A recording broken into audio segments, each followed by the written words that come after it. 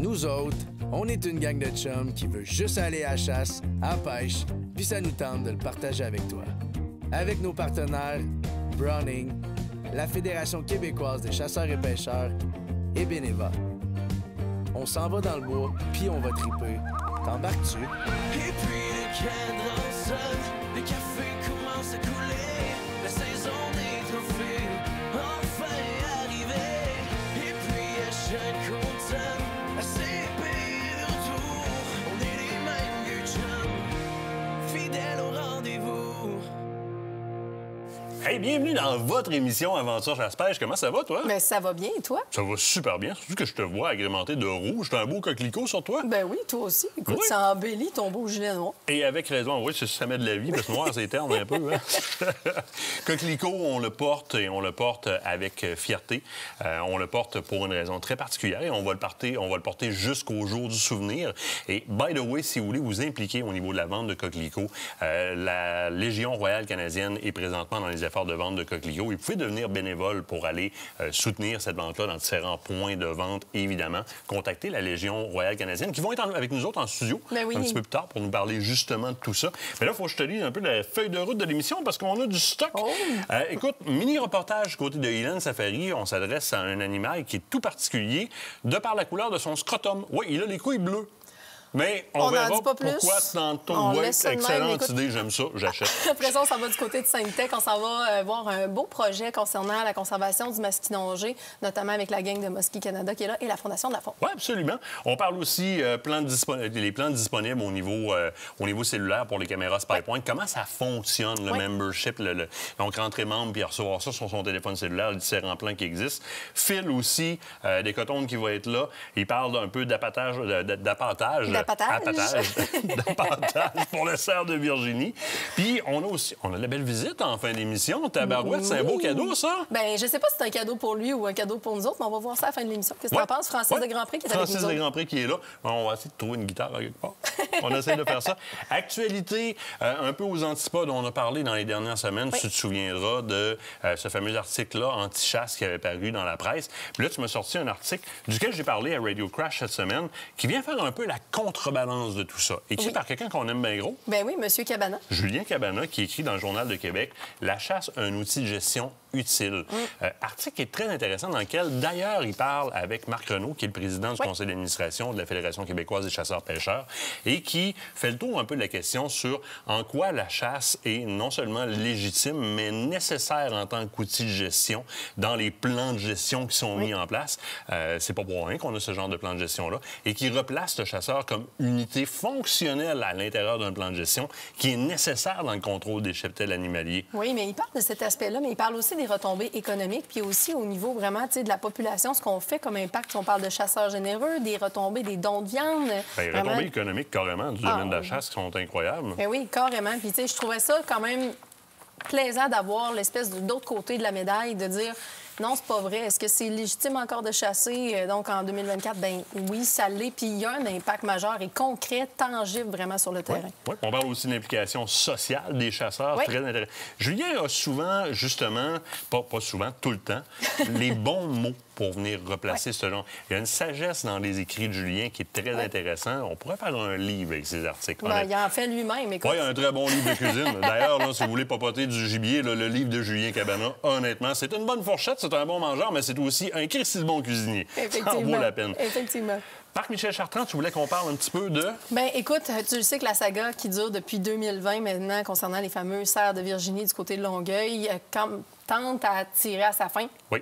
Il y a une décision qui a été prise concernant l'abattage de ces cerfs de Virginie-là. Oui, bien en fait, l'abattage a été fait, là, le Bien, mandataire. en fait, ils ont une date précise là, jusqu'en 2025 pour pouvoir terminer cet abattage-là parce qu'ils doivent fermer sur des séquences très, très précises le parc pour l'accès justement à la population. Donc, il va se faire tranquillement, pas vite. Donc, c'est ce qu'on voit dans cet article-là, là, justement, que de Radio-Canada qui explique un peu la procédure. Donc, saga qui a été quand même difficile. Il y a encore des marches au flambeau. Il y a des gens qui sont pas forcément pour. Ça crée encore de la zizanie. On a eu plusieurs appels aussi concernant cette cause-là. Donc, ça a été entendu. Et puis maintenant, bien, on va procéder à tout ça. On va suivre ça de près parce que ça a quand même créé de la grogne. Il y a eu une première vague là, d'abattage. Et on a justement été interpellé par Radio-Canada pour aller expliquer aux gens un peu la décision qui a été prise de...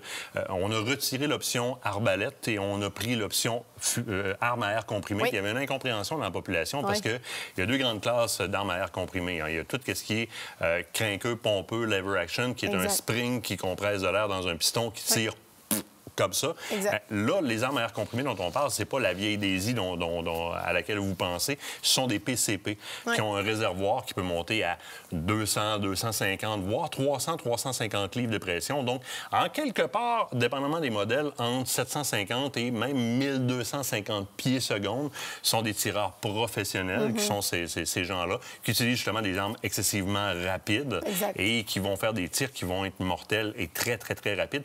Puis, évidemment, on cible cette arme-là parce que le potentiel de danger est beaucoup moins long et la mort, malheureusement, il faut en parler, plus rapide de l'animal qu'en les fléchant, donc avec un engin de jet avec une flèche qui fait mourir l'animal par hémorragie. On n'aurait pas voulu, en parenthèse, se ramasser avec un cerf de Virginie qui allait achever ses jours dans la cour d'une garderie. Non, effectivement, puis c'est normal. L'option PCP, air comprimé, était la bonne option. Dans le respect du gibier, c'était la bonne chose à faire. C'est présentement la saison du cerf de Virginie, évidemment.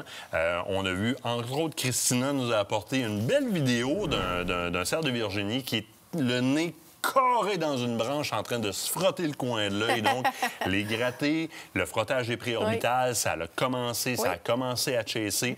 On a des auditeurs qui nous disent qu'ils ont entendu présentement, qui entendent des petits bocs commencer à s'essayer dans le bois. Ça souffle, ça se bat un petit peu, ça se lâche, ça grunte. Ça a commencé à les gratter aussi à certains endroits. Exactement. Donc, fait que vous pouvez, à ce temps-ci de l'année, commencer à faire un peu de rattling sans y aller trop agressivement. Petit conseil, soufflez avant. Le sneeze là, du chevreuil, là, il y a certains cas, entre autres, dans Primos, qui ont le sneeze sur le dessus. Faites-le avant de commencer le cornage. Oui, honnêtement, ça vaut la peine. Puis rattling, quand vous n'êtes pas sûr de quelque chose du rattling, ils font ça à longueur d'année, ils vont venir par curiosité. Quand vous n'êtes pas trop sûr de quel produit utiliser ou comment le faire, c'est la meilleure chose à faire. Puis faites pas juste corner les cornes ensemble, brasser le sol un peu, parce que juste des cornes, ça n'existe pas. Les chevreuils, ils brassent le sol aussi avec leurs sabots. Faites-le avec vos pieds ou carrément avec les panaches. Brassez le sol, les feuilles, accrochez-les après les arbres. Ça brasse quand ça se bat, là. Dernier point, Radio Crash. Vous savez, on a aussi une radio qui s'appelle Radio Crash, une radio basée sur le web. Allez sur Android et iPhone, chercher l'application Radio Crash. On est en ondes 24 heures sur 24 avec du New Country. On a une dizaine d'émissions sur la chasse et la pêche par semaine. Allez chercher l'application, téléchargez-la. Vous allez avoir de la musique en continu et de très, très grande qualité. Il faut aller au bord de la pause. Ah oui, déjà?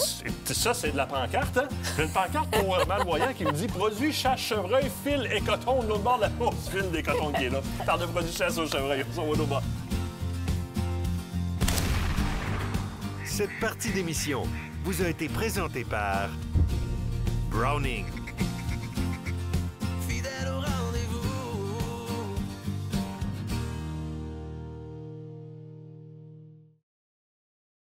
Écotone est fier de vous présenter cette partie d'émission.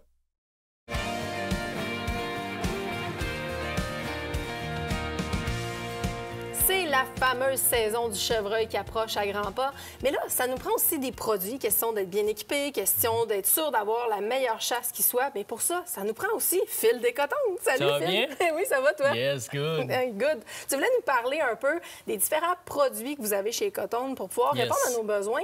On va peut-être commencer, parce que là, écoute, tu as amené du stock sur un moyen temps. Beaucoup de stock. J'ai rempli la table à ce soir, Ah oui, c'est un moyen temps. Écoute, je pense qu'il faut peut-être parler un peu de notre saline. Il y a quand même quelque chose à faire, même si on est en période automnale. Bien, exactement. On a travaillé avec nos salines durant toute la saison estivale, dès le printemps. Puis rendu à l'automne, il ne faut pas les négliger parce qu'on va toujours continuer à avoir un certain voyagement des cerfs qui vont aller vers nos salines. Donc, pour ce faire, on a nos blocs de sel réguliers, mais je te propose aussi des blocs qui sont très, très riches en protéines. Blocs tressés de la compagnie Gland Shine. Donc, c'est riche en protéines, plein de bonne bouffe pour eux autres. Ils vont adorer ça. On peut y aller aussi avec les poudres volatiles. Tu sais, la fameuse poudre qui va au vent, qu'on utilise depuis le printemps. Bien, ça, c'est encore des choses à utiliser jusqu'à la fin de la chasse. Puis en passant, Écotone, on a une odeur exclusive à nous autres. Chez Meunerie aussi, l'odeur de menthe sauvage. Ça sent très, très bon. Puis c'est différent. des autres. C'est souvent ça l'enjeu, en salines. fait, à la chasse. Exactement, C'est ouais. réussir à se démarquer. Puis là, si on arrive avec une nouvelle odeur comme ça, puis c'est exclusif chez Coton, on n'a pas le choix de faire le tour par chez vous. Exactement, voilà. Donc, notre saline, on parle d'odeur, mais aussi on peut y aller avec des odeurs qui sont liquides, dans des sprays. Donc, on va aller faire des lignes d'odeur pour vraiment centraliser le gibier vers notre appât, vers notre saline qu'on va surveiller ou être pas loin nécessairement pendant la chasse. OK? Donc, on a notre saline, on l'a vraiment réactivé pour l'automne. On va parler après ça d'appât. Oui. Donc, tu sais, on nourrit pommes, blé d'Inde, oui, ça. effectivement, On est capable vraiment de le booster, vraiment de le remonter d'une coche. Donc, je prends par exemple le Last Meal de Meunerie Souci, exactement au bout. Tu vois, c'est... Il y a tellement de produits, je ne sais même plus de quel prendre. Ah, il y a du stock, c'est fou. Ça, le Last Meal, c'est vraiment un appât qui est riche en protéines. Ça, on voit, il y a du tournesol, il y a du soya, il y a des glands là-dedans. C'est fou. Tu sais, on vient vraiment là, donner un apport en protéines, en gras, qui est vraiment sa coche pour le chevreuil. Puis le chevreuil, lui, il comprend ça. Oui, puis il faut aussi penser qu'à cette période-là de la saison, c'est vers là qu'il va se diriger. Fait que, tu sais, il va comme réduire son alimentation. Des fois, on a une tendance à dire « je vois plus mes morts à mon spot ». Bien, c'est un petit peu à cause de ça aussi. Ils ont besoin d'avoir de quoi qui est exactement. riche Puis ça, ce qui arrive, c'est qu'on va prendre l'exemple du mâle. Lui, il arrive, il est à la course, il court après des femelles. Il a besoin de quoi qui va lui donner vraiment de l'énergie rapidement. Effectivement. Ça, beaucoup plus ça que des pommes puis des carottes. Ben oui. Exact. Ensuite de ça, tu y vas vraiment au niveau des différentes urines, des différentes odeurs? Différentes urines. Je te présente la corde à boc de Glanshine. Ben oui, c'est quoi ça? Ça, c'est une corde qui est suspendue, qui a un arôme dedans. Okay. Donc, ça sert à faire des faux grattés, des fausses cartes de visite pour le chevreuil. Ça fait longtemps que c'est utilisé aux États-Unis, puis je peux te dire, c'est une très belle nouveauté qu'on a au Québec maintenant. Vraiment puis je peux te dire, ça marche. Tu vas suspendre ta corde à un endroit qui est propice pour qu'il y ait un gratté. Tu vas t'ouvrir un petit gratté, puis naturellement, tous les chevreuils de ton secteur vont passer, vont sentir à terre, vont se frotter la tête sur la corde, puis tu viens vraiment créer une carte de visite qui amène le chevreuil à un même endroit. Bien, ça, c'est le fun parce que ça nous permet d'avoir aussi un autre point d'observation. On a tendance à se fier juste à notre saline. Hein? On est très fort là-dessus, mais là, ça te donne un autre point d'observation sur des grattés. Mettre une belle caméra là-dessus, ça vaut la peine. Ça amène des belles surprises. Hein? Avec Glanshine, j'ai amené aussi des petites poques. Ces petites poques-là, ça contient de l'urine synthétique. OK? Donc, tu veux vraiment faire des lignes d'odeur, avoir une odeur qui va persister à l'eau et durant le temps. Bien, la poque, justement, qu'on peut voir, là, le sac est transparent, c'est super le fun. On est capable de gratter sur les arbres, laisser l'odeur, puis ça va rester beaucoup plus longtemps que des urines liquides. OK, puis c'est un peu comme une espèce de cire, de ce que je vois. C'est ça, c'est de la cire, exactement. C'est génial, ça, c'est une super bonne idée. Puis au niveau, bien entendu, des différentes urines qu'on peut utiliser sur nos spots, il en existe aussi une variété incroyable. Il en existe énormément. Le chevreuil, en passant, il faut vraiment y aller avec des urines qui sont synthétiques depuis quelques années. Oui. Donc, les compagnies se sont vraiment perfectionnées pour amener des odeurs qui sont très, très, très réalistes. Que ce soit, peu importe la marque que vous allez prendre, on va avoir de très bonnes urines. On en a en petit spray, mais on en a aussi en aérosol chez Coton avec la compagnie Things, qui ont des odeurs ultra réalistes. On a aussi le trio de glandes d'Extrême CG. Oui. Donc, tu sais, tu viens vraiment là, faire des setups qui sont ultra réalistes avec des odeurs qui sont très efficaces. Puis finalement aussi, on a les bâtons d'encens. Oui, mais écoute, je pense que ça vaut la peine d'en parler parce que les bâtons d'encens, c'est pas quelque chose qu'on utilise tout le temps. C'est pas quelque chose qui est encore très commun ici. Aux États-Unis, oui, par contre. Oui, puis en fait, ce qui arrive, le bâton d'encens, c'est que ça dure longtemps. Ça va toujours laisser un petit peu d'odeur. Donc, tu vas mettre ça à une distance raisonnable de ta cache ou de ton visuel que tu veux avoir. Puis le bâton d'encens va fumer tranquillement tout au long de ta journée de chasse. Il va toujours amener une odeur qui est récente. Okay. Donc, tu sais, tu vas mettre ton spouche d'urine le matin, bien souvent, rendu le soir, il se diffuse. Il est moins présent. Tandis qu'avec ça, tu as toujours une odeur qui est constante, qui va voyager avec le vent. Fait que comme ça, tu t'amènes beaucoup plus de chances pour le succès de ta chasse. Écoute, il manque pas de produits chez vos marchands et Coton. C'est pas compliqué, c'est l'arrêt à faire avant de prendre sur notre territoire. Arrêter de nous voir, ça va faire plaisir de répondre à tous nos clients. Bien, merci, Phil. Écoute, on va se revoir très, très bientôt, c'est sûr, parce que je pense que tu as encore plein d'autres affaires à nous présenter. Ben du stock. Fidèle au rendez-vous. Fidèle au rendez-vous.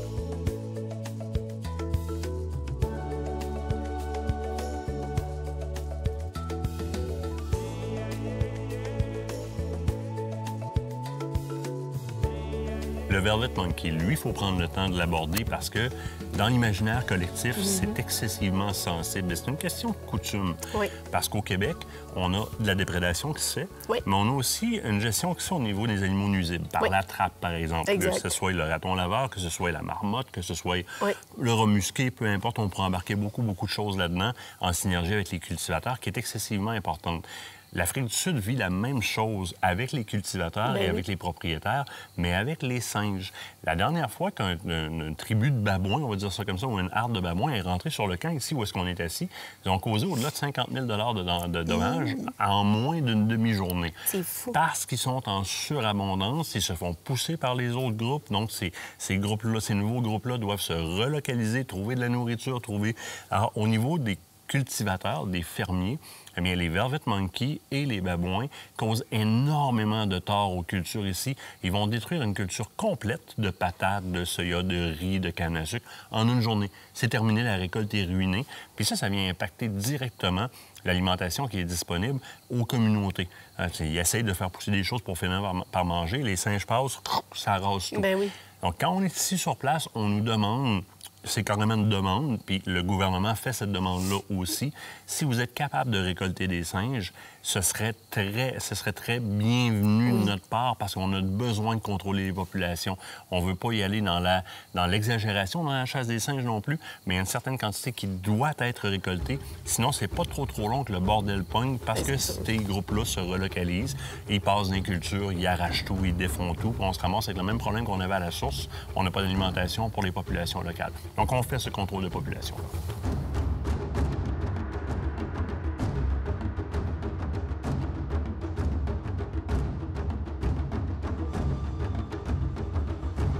Big monkey. Get your rifle if you see him again. Velvet monkeys? Yeah. It looked like a big male. See if he maybe runs into these big trees or something.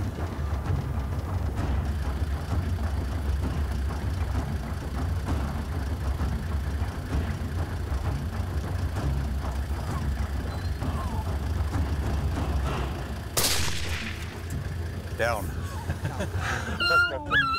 Yeah. Hey, c'est une bonne shot, ça, pour ça. No. I didn't actually see the sexual organs, so I can't tell if it's a male or a female. I know it's a That monkey. was far. I know it's a monkey. It was a monkey. Yes. It used to be a monkey. Yes. But it looked like a big body monkey, so. It's on the safe right now. But good shot. Yeah, you think so? It's a small target. We got it? Yeah. That's a good. Here he is. That was a long shot. That was a good. That was a long shot. Yeah, that was at least. Unfortunately, 150 got it in yards. the head. And that's a big male. That's a very big male. That's a very big male. Il l'appelle le Velvet Monkey ou le Blue Balls Monkey. La raison est assez évidente, c'est pas des bonbons, c'est vraiment ses testicules, donc on l'appelle le Blue Ball Monkey. Généralement, le trophée sur ces singes-là, c'est évidemment le crâne. Hein. On rapporte surtout beaucoup le crâne. Le pelage, dans ce cas-ci, parce que c'est un gros mâle. Donc, évidemment, avec les testicules bleus, on veut le taxidermiser au complet, le plus possible, question de pouvoir montrer l'animal. On veut au moins avoir une belle cape pour être capable d'avoir une belle peau. Là, dans ce cas-ci, j'ai vraiment frappé la tête. On avait une shot qui était quand même assez loin. Je me suis compensé un peu. J'ai peut-être un petit peu trop compensé. Je le voulais dans le chest, mais la shot était longue, très, très longue, puis c'est un petit animal de loin. Donc, j'ai pogné la tête. Mais très bel animal, très beau spécimen. C'est un gros mâle. Regardez, là, on regarde la queue de ça. Regardez ça. Hey, très, très bel animal.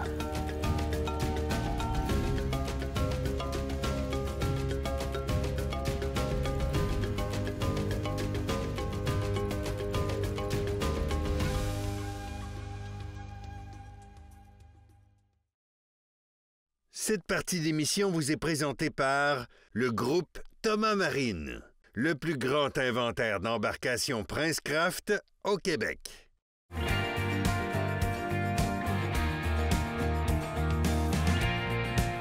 C'est pas une surprise pour personne si je vous parle de militaires et de reconnaissance du service des militaires et que je vous parle du jour du souvenir qui s'en vient bientôt. Parce que vous le savez, l'ensemble de l'équipe d'Aventure Chasse-Pêche pousse énormément le message de la reconnaissance du service militaire.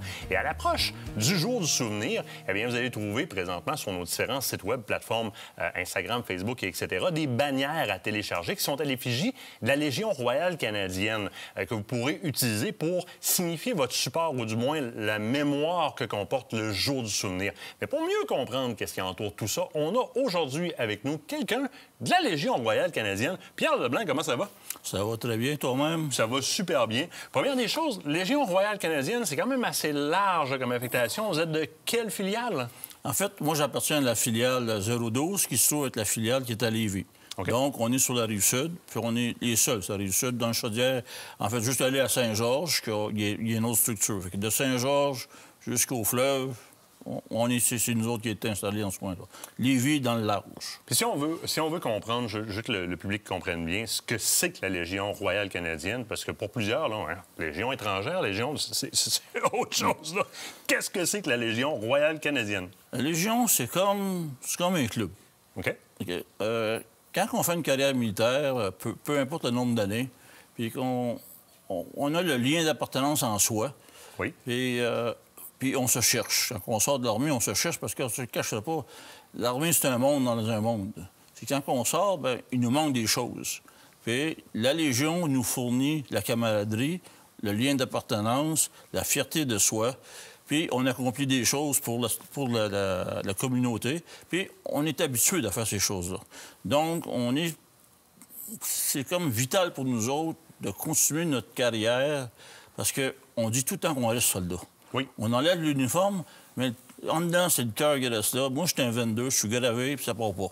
Puis, à Légion, bien, ça nous permet d'avoir toutes sortes d'organisations, toutes sortes de membres d'origines différentes, et même des civils qui adhèrent à notre charte. Puis, on aide la communauté, mais on aide aussi les vétérans, la famille et les vétérans. Ça vous procure une unité fonctionnelle comme celle dans laquelle vous avez évolué avec des gens qui se côtoient et s'entraident. C'est ça. En fait, on rentre là, puis on n'est pas perdu. Parce qu'on parle avec une personne qu'on ne connaît pas, mais c'est un ancien militaire. Exactement. Il a le même langage que moi. Oui. On porte notre habit. On sait qu'est-ce que le gars a fait dans la vie. On pourra lui demander. Vous avez une belle signature, visuelle que n'importe qui dans le domaine militaire peut savoir rapidement en regardant votre uniforme où est-ce que vous êtes allé et ce que vous avez fait. Oui, effectivement. Puis ça, bien, en fait, c'est juste une entrée. On ne porte pas de jugement parce qu'un était en Afghanistan, l'autre n'y a pas été. C'est pas ça. On regarde, on a un aperçu, puis c'est comme une carte d'introduction. C'est comme une carte d'affaires. Et voilà. Puis c'est ça. Maintenant, on s'en va vers le jour du souvenir bientôt. Là, on va voir beaucoup de citoyens afficher « Lest we forget »,« Je me souviens »,« Jamais je n'oublierai », etc. Mais j'ai l'impression qu'il y a un manque de connaissances sur le pourquoi. Qu'est-ce que c'est que le jour du souvenir? Ça implique à quoi exactement? Puis j'aimerais ça qu'on se fasse un outil ce soir d'apprentissage pour les gens qui n'ont peut-être pas la connaissance complète de ça. En fait, le jour du souvenir arrive de l'armistice de la Première Guerre mondiale. En 1918, quand ça finit, ils ont signé l'armistice. Puis là, on était un certain temps qu'on appelait ça le jour de l'armistice. Oui. Là, le Canada, je n'ai pas l'année, parce que je ne suis pas un historien, il a mis ça, puis il a changé ça pour le jour du souvenir. OK. Là, à ce moment-là, le jour du souvenir, c'est de s'adapter de tout le monde. Pas nécessairement ceux qui étaient à la Première Guerre mondiale. Parce que la Légion ou le jour du souvenir, ça évolue. Il va tout le temps avoir des morts. Il va tout le temps avoir des militaires qui vont mourir parce qu'ils vont aller en mission.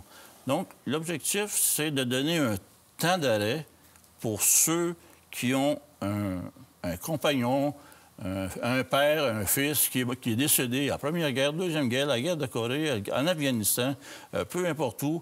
Fait que le point de ralliement, c'est là, et ça a lieu le 11 novembre. Fait que c'est la journée de l'année pour se commémorer tous ceux dans lesquels notre cœur est blessé parce qu'on a perdu quelqu'un.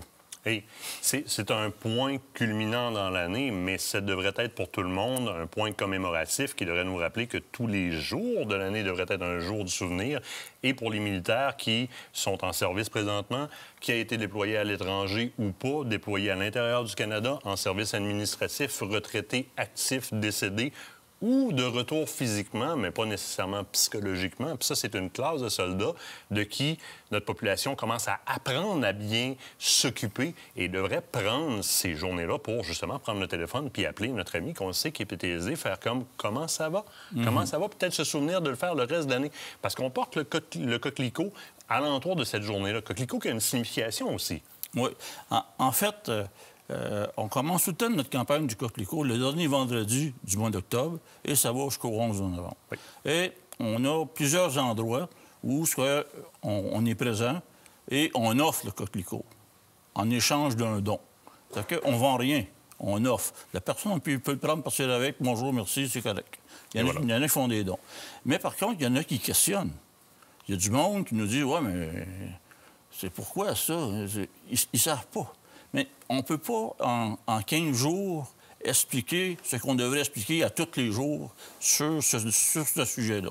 Parce qu'on sait qu'on oublie vite, là. Oui. Tu sais, après le 11, c'est le 12. Oui, oui, absolument. Puis en fait, avant le 11, c'est l'Halloween quasiment. Puis là, les décorations de Noël sont déjà là. Et voilà. Mais pourtant, on ne décore pas nos arbres avec des coquelicots. Rendez-vous sur le web à taper Légion royale canadienne pour comprendre qu'est-ce qu'il y a. Puis comprendre aussi comment les contacter si vous avez besoin de plus de renseignements. Moi, il reste à peu près 30 secondes. Je veux prendre la peine de vous remettre un petit challenge qu'on s'est fait en interne, qui est une reconnaissance du président d'Aventure Chasse-Pêche. Ça, c'est moi. On a fait ça justement parce qu'on travaille beaucoup avec du personnel militaire. Puis ça me fait plaisir de vous le remettre. Ça me fait plaisir de vous le remettre. Merci beaucoup. Et partez avec ça fièrement. C'est une petite reconnaissance de notre part parce que c'est une monnaie de reconnaissance pour vous autres. Puis, en terminant, merci pour votre service à vous et l'ensemble de vos collègues. Ça fait plaisir. On se quitte dans une pause de l'autre bord, Fondation de la Faune. On pêche au masquinongé.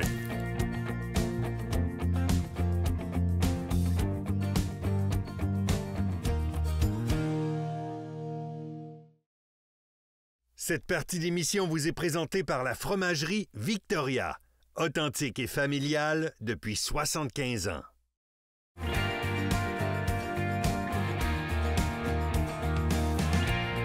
Lorsqu'on parle de conservation de la faune ou encore de préoccupations fauniques, c'est sûr que la Fondation de la faune va toujours signer présente. Mais pour ça, ça prend des gens sur le terrain qui leur signalent un peu ce qui se passe et qui leur amènent des nouveaux projets. Et c'est le cas des gens comme Clotilde. Salut Clotilde, comment ça va? Ben oui, ça va bien. Écoute, je suis contente de te voir.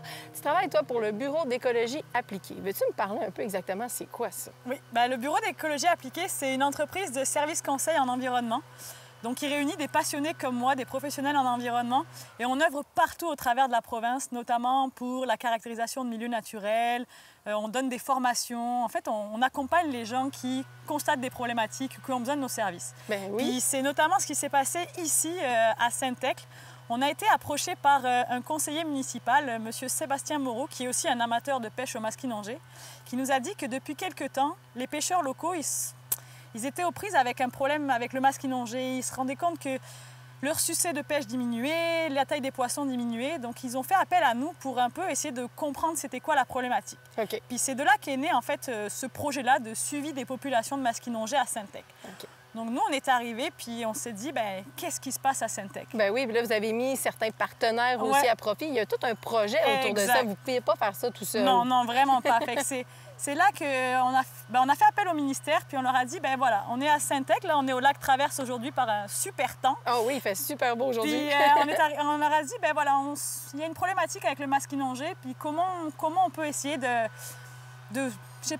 mener un projet à bien. Puis ils nous ont dit que de leur côté, ils seraient intéressés à nous aider pour acquérir des données finalement sur le masquinongé. Donc on a monté un partenariat avec eux, puis avec d'autres partenaires, mais notamment on a essayé de faire le suivi des populations de masquinongé. Donc on a fait appel à des pêcheurs locaux.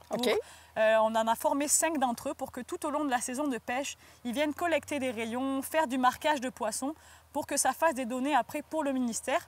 Et en parallèle de ça, on a aussi mobiliser la population locale, en fait, les pêcheurs locaux, pour leur dire, tout au long de votre saison, donnez-nous de l'information. Dites-nous, c'est quoi la taille des poissons que vous pêchez. C'est un peu pour qu'en fait, on essaye de comprendre c'est quoi la population de masquinongé, puis pourquoi elle diminue, ou du moins, pourquoi le succès de pêche a diminué. Et c'est d'ailleurs la raison pour laquelle vous avez installé aussi des panneaux près des rampes de mise à l'eau comme celle dans laquelle on se trouve présentement. Vous avez installé des panneaux avec un code QR qui puisse facilement avoir accès à cette prise de données-là. Exact. Pour qu'en fait, dès qu'ils sortent ou qu'ils font une sortie de pêche, ils se disent « Oh, ils scannent le code QR, ils nous remplissent le formulaire, puis nous, ça fait des données qu'on peut justement analyser par le suite, en même temps que le ministère, eux, vont faire des analyses un peu plus scientifiques, vraiment avec les informations qu'auront collectées les autres pêcheurs. Mais nous, c'est ça, c'est de finalement c'est un projet pilote parce que ça n'existe pas ailleurs au Québec.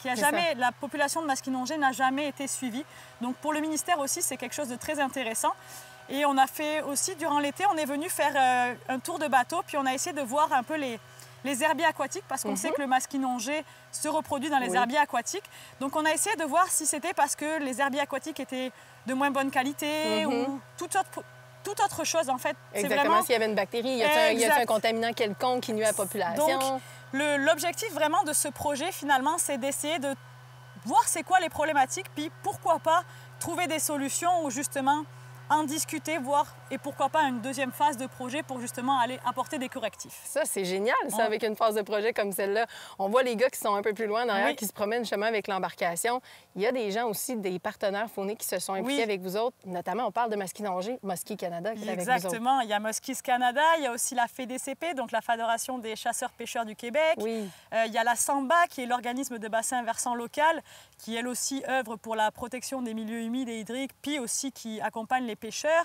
Il y a la municipalité qui nous a aussi apporté son soutien, la Fondation de la faune, comme tu l'as dit. Donc c'est vraiment un projet qui a mobilisé plusieurs passionnés finalement au travers de... On a tous la même passion, c'est la protection de la ressource en eau, autant la protection aussi de la faune aquatique.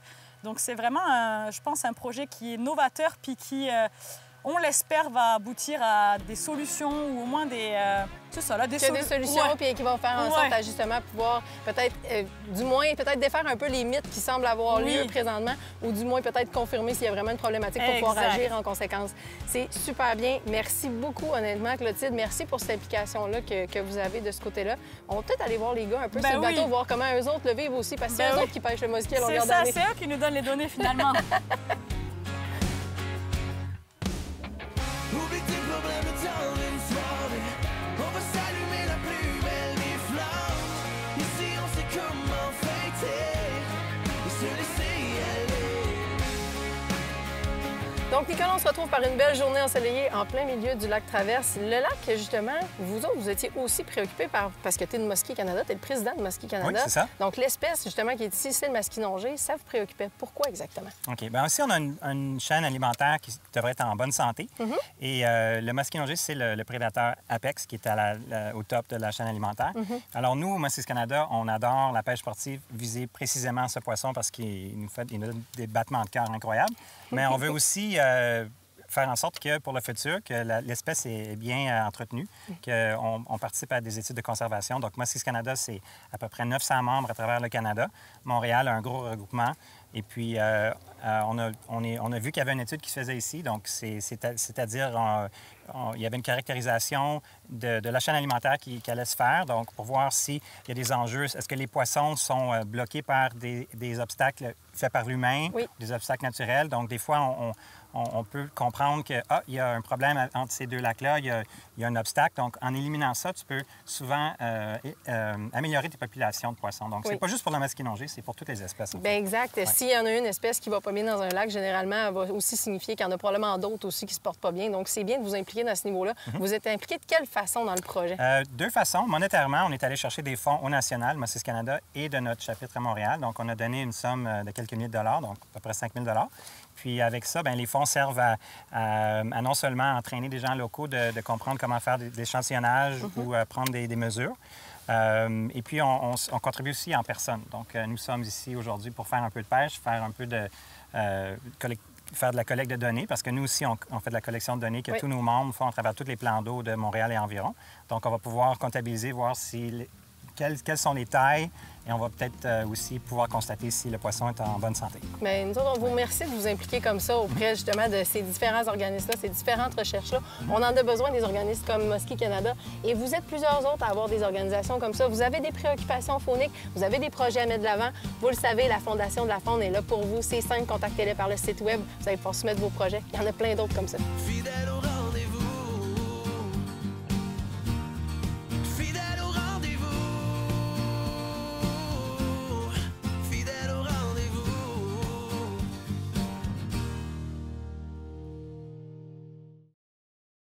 Cette partie d'émission vous est présentée par le groupe Thomas Marine, le plus grand inventaire d'embarcations Princecraft au Québec.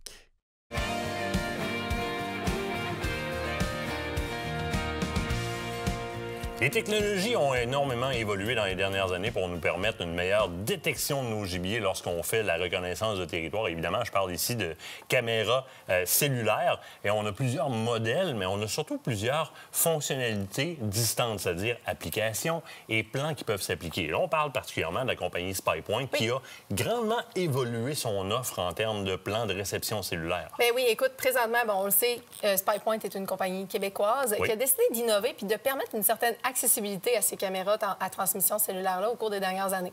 Donc, on parle d'un forfait photo de base. Donc, sans photo, 0 $.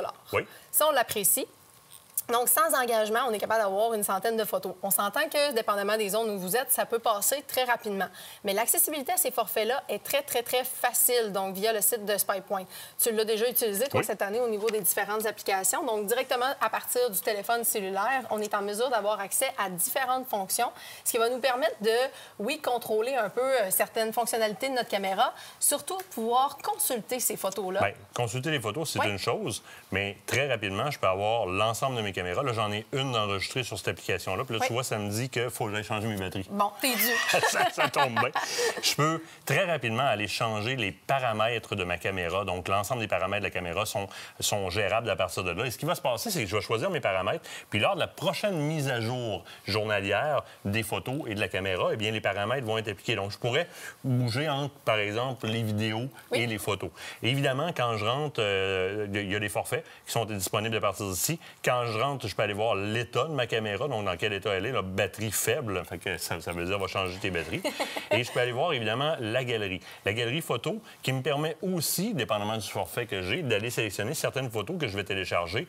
Par exemple, si je décide de télécharger cette photo-là en HD, en haute définition, j'aurai qu'à aller cliquer et l'appareil va télécharger. Dépendamment du forfait, j'ai un certain nombre de photos ou de vidéos haute définition que je peux avoir et je vais conserver ces photos-là que je peux télécharger à ma guise. Oui, ce qui est vraiment plaisant avec cette application-là, donc c'est facile d'utilisation. Vous êtes en mesure aussi de faire évoluer votre forfait, comme tu l'as dit, donc à 100, 250 photos ou encore 1000 et même illimité si vous le désirez. Oui. Donc, pour ne pas vous casser la tête, c'est possible de le faire. Des fois, on a des zones qui sont très passantes en matière de gibier, en forte saison. Ça peut être intéressant pour être sûr de rien manquer si on a un outsider qui arrive. Mais parlant de outsider, allons-y pour l'autre côté. Il y a le club Insider qui existe aussi du côté SpyPoint. Bien, déjà, si vous y allez de manière mensuelle, les genre 250, 1000 et photos illimitées sont à 5, 10, 15 $. Si vous y allez de manière annuelle, vous sauvez 33 %. Mais quand on clique sur Club des Insiders, 20 % supplémentaire de rabais. Là, on tombe à 8 $ pour 1000 photos ou 5,60 $ par mois si on le paye de manière annuelle. Puis on tombe à 12 $ pour photos illimitées par mois ou 8 $ par mois si on le prend de manière illimitée. Mais c'est pas tout pour le Club Insider. Non, il y a d'autres choses. Écoute, on a aussi la possibilité justement de faire des transmissions de photos qui se font beaucoup plus facilement. On a aussi l'opportunité d'avoir certains concours aussi auxquels on peut participer qui sont uniques au Club Insider. Exactement. Puis on a une foule d'avantages comme ça qui se joignent, dont justement des rabais. Ça vous donne aussi accès aux différentes communications de SpyPoint. S'il y a des mises à jour ou encore s'il y a des nouveaux forfaits disponibles, vous allez être mis au courant via le Club Insider.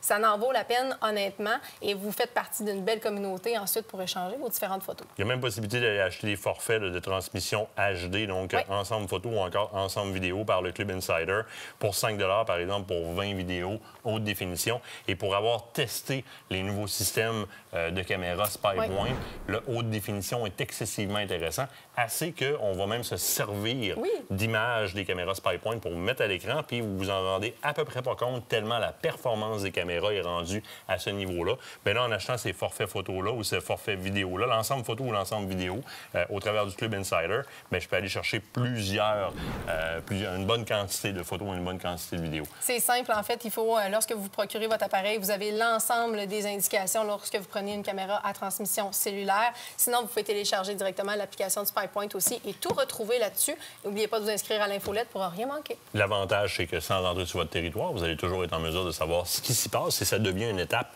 incontournable lorsque vous commencez à tenter de savoir qu'est-ce qui se passe sur le territoire. Vous y est passé où, ce bot-là? Non, oui, carrément. Mais là, écoute, c'est déjà la fin de notre chronique? Oui, c'est déjà la fin de notre chronique. Mais moi, de toute façon, après la pause, on s'en va chiller. Ah ouais? Sur le bord du foyer. Ah ouais? Ouais, Francis s'en vient nous rejoindre. Oh, c'est le temps de la guitare. J'ai vu la guitare passer, tantôt. Ça se peut que ça soit pas pire. Puis il y a un petit quelque chose que lui, ça s'attend pas. Mais on va voir ça. Bon, on va voir la pause. Fidèle au rendez-vous,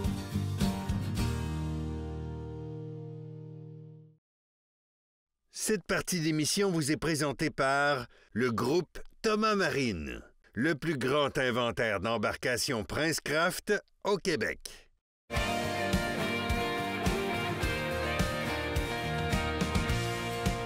Et là, on a une belle surprise pour nous. Un beau cadeau. En tout cas, pour nous autres, c'est un beau cadeau. Ah oui, c'est un très beau cadeau. On a amené un bon ami en studio.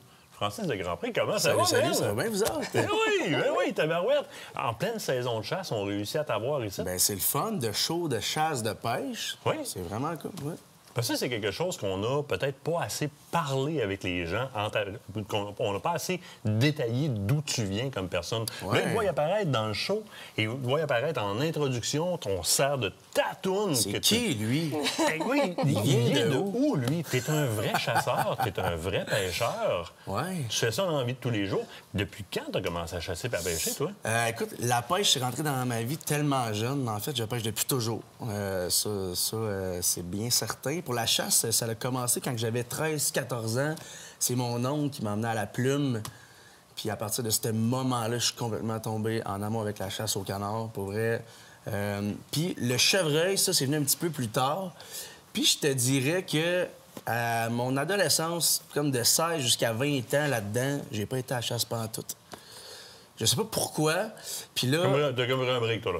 Exactement. Puis là, aussi, je me suis acheté un camp dans les îles de Sorel en 2019, si je me trompe pas. Puis à partir de là, je me suis mis à la chasse. Puis là, je me suis dit, qu'est-ce que tu as fait pendant toutes ces années à ne pas aller à la chasse? Parce que dans le fond, c'est ça, on est comme sur une île. On a la Sainte-Paix, on est sur le bord de l'eau, ça se rend pas en véhicule. Donc, c'est vraiment un spot de chasse puis de pêche.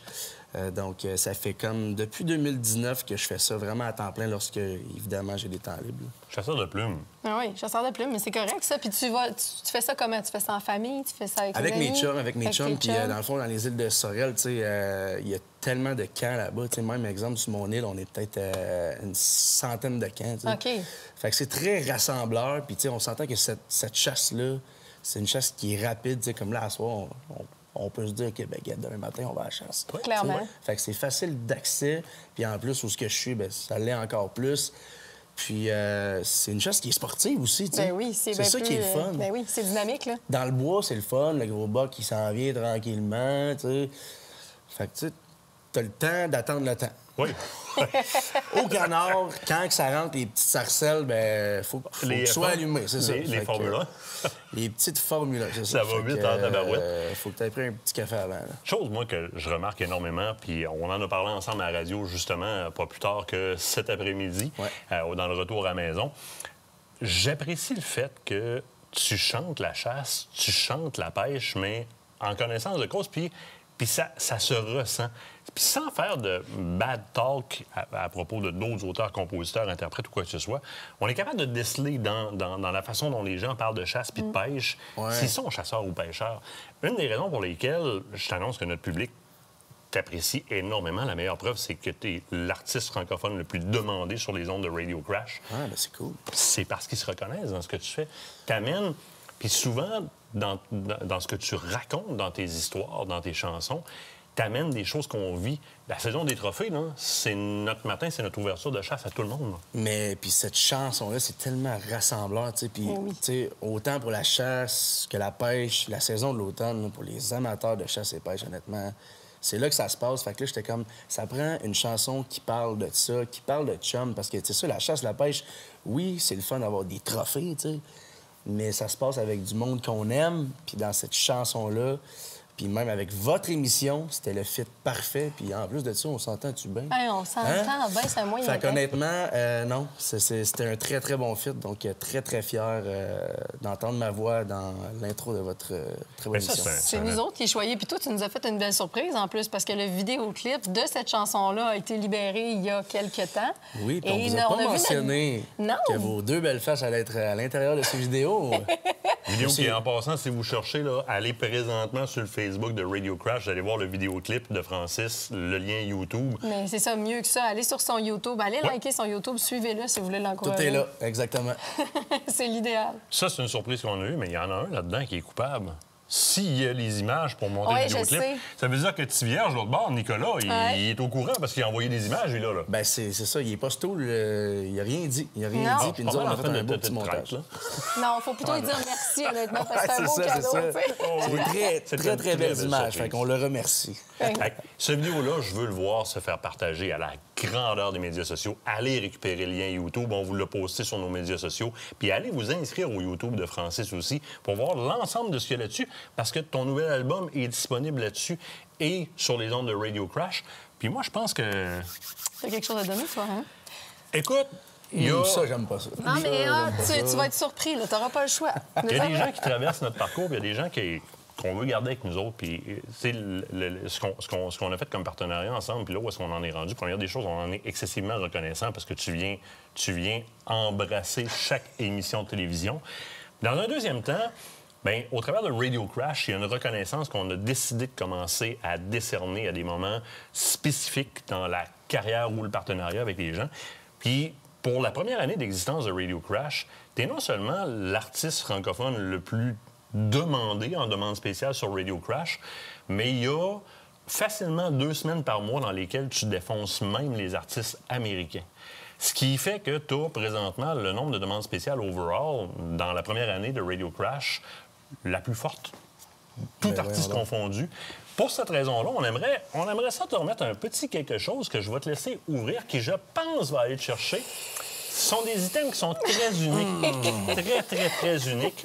D'après moi, ça va être dans ton 16. On te l'a pas essayé, là, mais... Oh non, ouais. Ah, qu'est-ce que c'est? Ça, c'est le petit linge pour le nettoyer. Oh my God! On t'a fait faire une trophy buckle à l'effigie. Regardez tout le monde. C'est donc même malade. Radio Crash en plus. Oui, absolument. ACP. C'est fait Incroyable. à la main. C'est fait à la main par un artiste, un artisan, donc ce qu'on appelle un silversmith. Donc c'est vraiment en argent, carvé à la main. C'est pas en plastique, la gang. L'édition spéciale Mousse. Fait que tu vas pouvoir te souvenir de nous pour longtemps. Ah, ben merci, vous êtes tellement fin. Incroyable, ça va flasher. flasher. Pour ce que tu as fait pour nous autres, pour ce partenariat-là. Pour oui. Merci, je te donnerais bien deux becs. Je sais, moi aussi, mais écoute, pas grave, tantôt. Mais honnêtement, il y a ça. Puis il y a aussi le fait que... Merci beaucoup. Tu sais, on parlait de la saison des trophées tantôt, mais tu as réussi à faire quelque chose par la saison des trophées qui dépasse largement le trophée de chasse ou peu importe lequel qu'on va ramasser parce que tu l'as dit tantôt, on s'entend bien.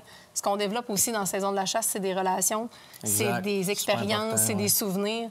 C'est exactement ce que tu nous fais vivre. Puis pour ça, ben, c'était une signification aussi importante. Merci beaucoup, vous êtes gentils. On t'a avec nous autres tout le temps parce que tu ouvres chacune de nos émissions. Il fallait trouver le moyen de nous autres aussi déposer un souvenir sur Francis.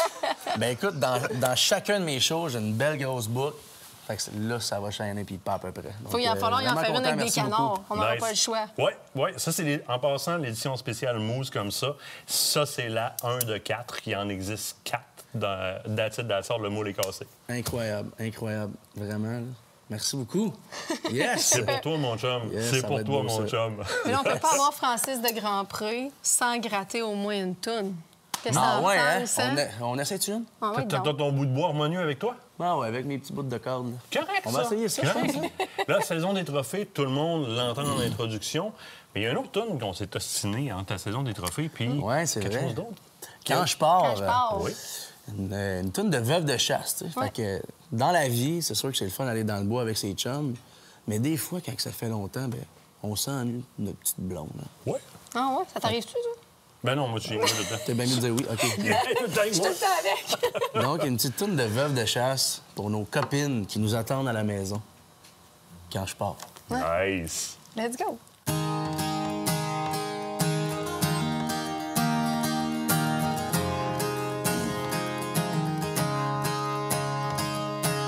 Je sais comme dans tu t'en arraches.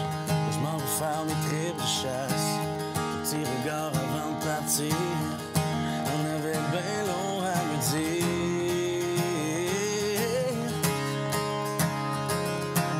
Les boys débarquent avec leur stock. Une arme de t-shirt trouée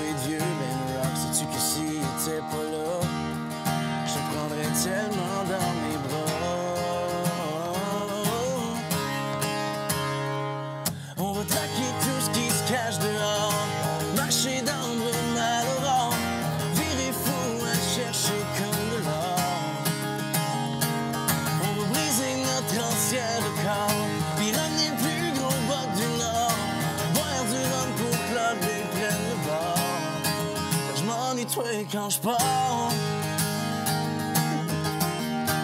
Je m'ennuie de toi quand je pars.